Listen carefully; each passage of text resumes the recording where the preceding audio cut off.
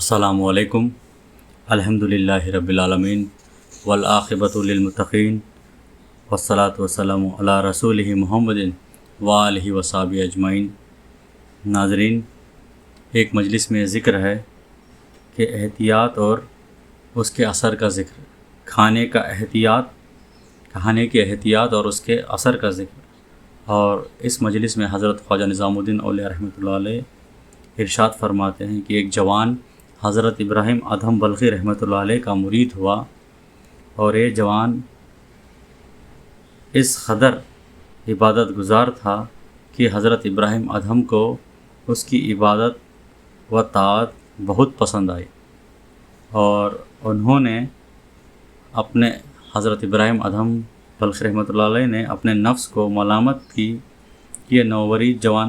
اور یہاں میں بتانا چاہتا ہوں، حضرت ابراہیم ادھم بلخی رحمۃ اللہ علیہ خود ایک بہت بڑے بزرگ گزرے ہیں، اور چشتیہ نظامیہ سلسلے میں حضور اکرم صلی اللہ علیہ وآلہ وسلم کے بعد آپ چھٹے نمبر پر آتے ہیں، اور آپ کی بزرگی میں ہے ایک بڑے متقی پرہیزگار بزرگ آپ گزرے ہیں۔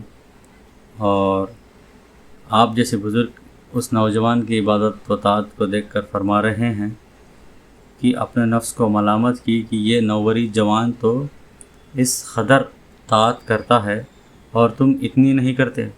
اس کے بعد آپ نے روشن ضمیر کے نور سے انہیں معلوم ہوا کہ یہ سب شیطانی ہیں۔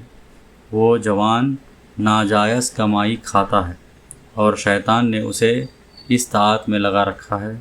جب حضرت ابراہیم ادھم بلخی رحمۃ اللہ علیہ پر اس کا حال کھل گیا تو انہوں نے اس جوان سے کہا، اس کھانے میں سے جو میں کھاتا ہوں تم بھی کھایا کرو۔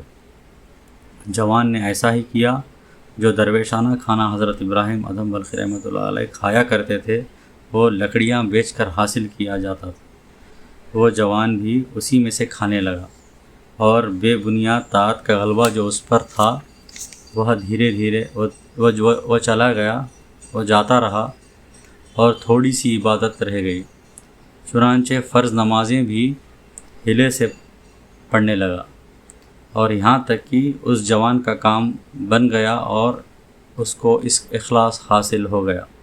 اس کے بعد حضرت خواجہ نظام الدین اولیاء رحمۃ اللہ علیہ نے یہ راز جو تمام سعادتوں کا راز ہے ظاہر فرمایا، اور کہا کہ شیخ کی ضرورت اسی کام کے لیے ہوتی ہے۔ آپ حضرت خواجہ نظام الدین اولیاء رحمۃ اللہ علیہ فرماتے ہیں کہ پیر کی ضرورت یہاں پر ہوتی ہے کہ اس کو اخلاص حاصل ہو، ایک کو اخلاص حاصل کرانے کے لیے۔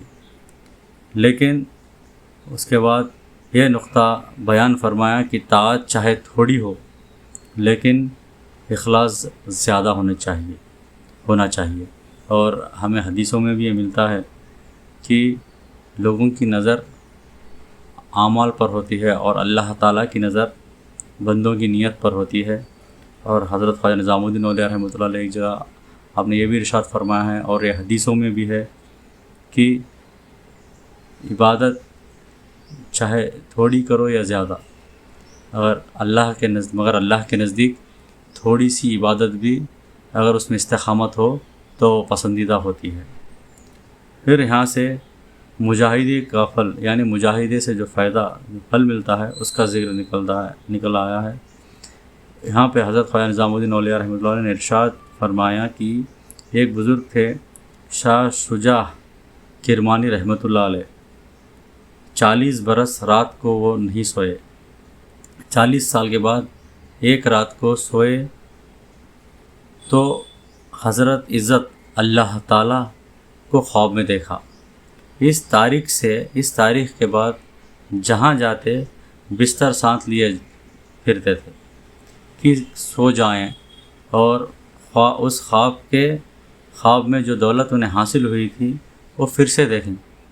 یہاں تک کہ انہوں نے ایک آواز سنی کہ خواب کی وہ دولت 40 سال کی بیداری کا پھل تھا۔